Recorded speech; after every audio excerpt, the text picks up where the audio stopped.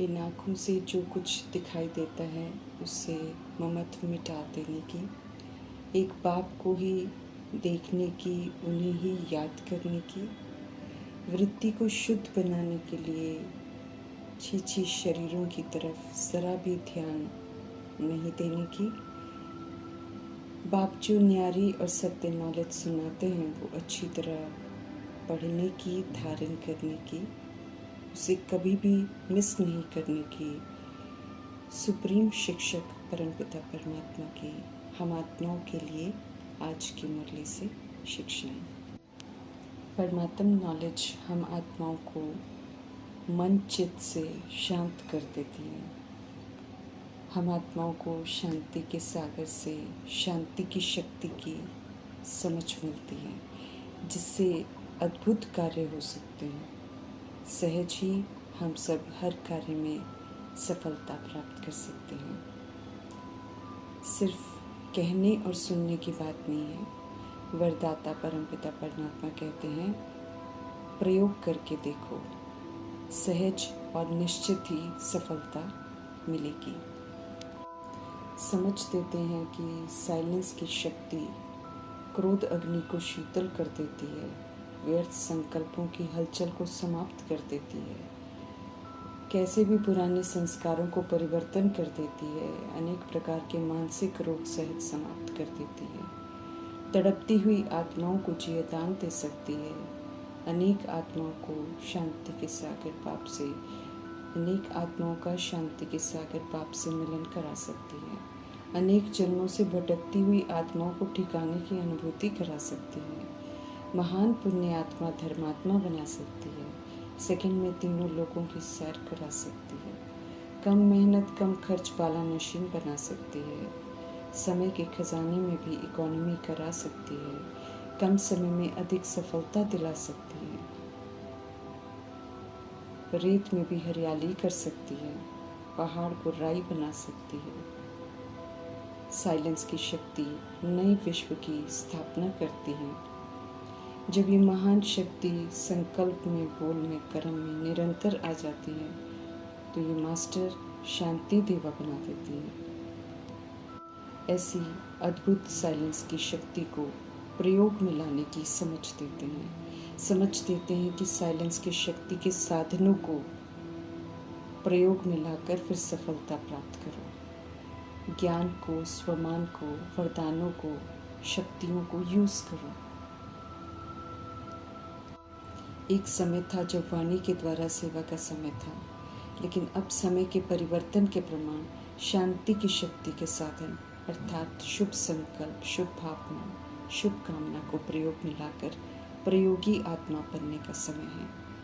शांति की शक्ति के साधन वाणी से ज़्यादा प्रभावशाली हैं और आत्माएं उन्हें कैच भी कर सकती हैं।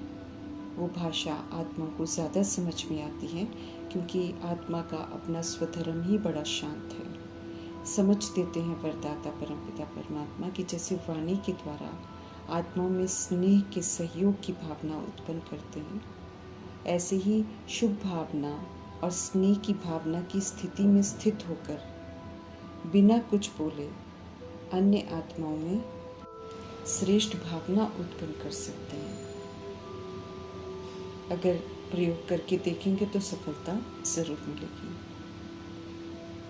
जैसे एक जगा हुआ दीपक को दूसरे दीपक को जगा देता है, ऐसे ही साइलेंस की शक्ति के साधन अर्थात हमारी शक्तिशाली शुभ संकल्प, शुभ भावना औरों में सर्वश्रेष्ठ भावना उत्पन्न करा देगी। समझ देते हैं प्रभु कि इस शक्ति से सूक्ष्म सेवा में तो सफलता मिलती ही है, लेकिन स्थूल कार्य में भी बहुत सहज सफलता प्राप्त कर सकते हैं। परंतु विधि पूर्वक शक्तिशाली साधनों को प्रयोग करके देखो, बाबा कहते हैं संगम युगी जीवन प्रयोगशाला है। इसमें जो भी अविनाशी खजाने प्रभु से मिलते हैं उन्हें प्रयोग में लाना है, फलीभूत करके सफलता प्राप्त कर सेवाओं में लगाना है। प्रयोगी आत्मा ही सफलता प्राप्त करती है। मीठे परमात्मा हम आत्मा को समझ देते हैं कि शांति की शक्ति के प्रयोग के द्वारा हर कार्य में सहज सफलता प्राप्त करने वाले प्रयोगी आत्मा भव का वरदान प्राप्त करो। खिले हुए रूहानी गुलाब अर्थात जो सोल कॉन्शियस होते हैं, खुद को आत्मा परमात्मा की संतान सतोगुनी आत्मा के स्वमान में रहते हैं और सभी को सतोगुनी आत्मा के स्वमान में देखते हैं, सम्मान देते हैं और सतोगुनी व्यवहार करते हैं। वे रूहानियत की खुशबू फैलाते हैं तो सभी को बड़े प्यारे लगते हैं। ऐसा प्यारा बनना है, इसलिए समझ देते हैं प्रभु कि मुरझाओ नहीं, दे समझने से मुरझा जाते हैं। हर समय परमात्मा की याद में रहने से ही कल्याण हर समय होगा। इसलिए मीठे परमात्मा हम आत्मा को समझ देते हैं कि निरंतर याद रखो कि हमारे बाबा बाप भी हैं, टीचर भी हैं तो सतगुरु भी हैं। ये याद ही तो मनमना भव है। मन प्रभु में लगा रहे, कहीं और भटकने की ज़रूरत ही नहीं है। माया की दुनिया है, माया की खास नज़र उन बच्चों पर है जो माया को छोड़ने का इरादा करते हैं। इसलिए माया की धूल पड़ने का फुल चांस है, परंतु वो चांस तब लेती है जब हम सब गफलत करते हैं, और वो पहली गफलत है पढ़ाई छोड़ने की। ये भी भूल जाते हैं कि भगवान पढ़ाते हैं। बाप का बनकर, पढ़कर, समझकर फिर भी माया के आकर्षण में आकर पढ़ाई छोड़ देते हैं। भूल जाते हैं कि गॉडली स्टूडेंट्स हैं, हमको रेगुलर पढ़ना ज़रूरी है। प्रेजेंट और एब्सेंट मार्क गॉडली यूनिवर्सिटी के रजिस्टर में लग रहा है। ईश्वरीय पढ़ाई में एब्सेंट होना बड़ा ही नुकसानकारक है। परमात्मा सावधानियों से वंचित रह जाते हैं, परीक्षाओं को पास करने की युक्तियों को मिस कर देते हैं। हमें याद रखना चाहिए कि हम सब ड्रामा और प्रकृति के गुनहगार हैं, विनाश की विकराल सजाओं के पात्र बने हुए हैं, और मीठे परमात्मा बाप टीचर सतगुरु बन हमें उन परीक्षाओं को स्व परिवर्तन कर पास करने की शिक्षा दे रहे हैं, सजाओं से बचने की विधि बता रहे हैं। एक भी दिन मिस करना अर्थात उनकी अनमोल शिक्षाओं को मिस करना, जो कि मेरे बहुत काम आने वाली है। रोज़ के विघ्न, ऑपोजिशन, परिस्थितियाँ और हिसाब किताब को कैसे पार करना है उसकी समझ भी मिलती है। वरदान जो कि हमारे जीवन को सहज बनाते हैं, उन्हें भी हम मिस कर लेते हैं। प्रभु प्यार से वंचित भी हो जाते हैं और माया का थप्पड़ खा लेते हैं। पढ़ाई मिस करते हैं तो माया जीत जाती है। वंडरफुल फादर, बड़े बाबा बेहद की शिक्षा देते हैं, ड्रामा की हिस्ट्री, ज्योग्राफी समझाते हैं, फिर साथ में लेकर भी जाएंगे। दुनिया पुरानी छीछी हो गई है, इसकी समझ देते हैं। पत्थर बुद्धि हो जाते हैं हम सब, इसलिए समझ नहीं पाते हैं कि दुनिया गंदी हो गई है। अंदर में प्रभु चिंतन, ज्ञान चिंतन, स्व चिंतन, शुभ चिंतन करना अर्थात मन मना भव रहना। चलते फिरते उठते बैठते बुद्धि में प्रभु की बातें हमें याद रहें। अच्छी रीति पढ़ने से अर्थात शिक्षाओं को धारण करने से, याद में रहने से विश्व का मालिक बनते हैं। याद में रहने से आधा कल्प के किए हुए पाप कर्म विनाश होते हैं। सृष्टि का सारा सत्य तो परमात्मा ही आकर बताते हैं। उनके द्वारा बताई गई बात घड़ी घड़ी हमारी बुद्धि में रहे, यही मनमना भव है। मनमना भव अर्थात मन प्रभु में लगा रहे, इसमें कर्मातीत अवस्था तक पहुंच जाएंगे, क्योंकि उनकी याद में किए गए कर्मों से कोई हिसाब किताब नहीं बनेगा। अभी हम सब फिर से राज्य ले रहे हैं। हम सच सच विश्व के मालिक थे। कल्प कल्प पाप आकर नॉलेज देते हैं, हम सब समझते हैं, धारण करते हैं। याद करना ज़रूरी है, इसलिए कहते हैं इस रीति से ही मुझे याद करो। वंडरफुल पढ़ाई भी इस समय ही पढ़ सकते हैं, फिर पूरा कल्प ये वंडरफुल पढ़ाई नहीं मिलेगी, न ही वंडरफुल मिलन मना सकते हैं। मिलन मनाना है, प्राप्ति करनी है, उनसे पढ़ना है, जो भी करना है अभी ही कर सकते हैं। पवित्रता के सागर परमपिता परमात्मा को याद करते करते हम पावन बन जाएंगे। पावन बनना अर्थात सजाओं से बचना। पावन नहीं बनेंगे तो फिर हम कड़ी सजाएं हमको खानी पड़ेंगी। ट्रिब्यूनल के आगे भी हाजिर होना पड़ेगा। हमारी भूलों का साक्षात्कार कराकर हम आत्माओं को सजा दी जाएगी। हम जो भी पाप करते हैं वो पाप को सब मालूम रहता है, इसलिए साक्षात्कार कराते हैं।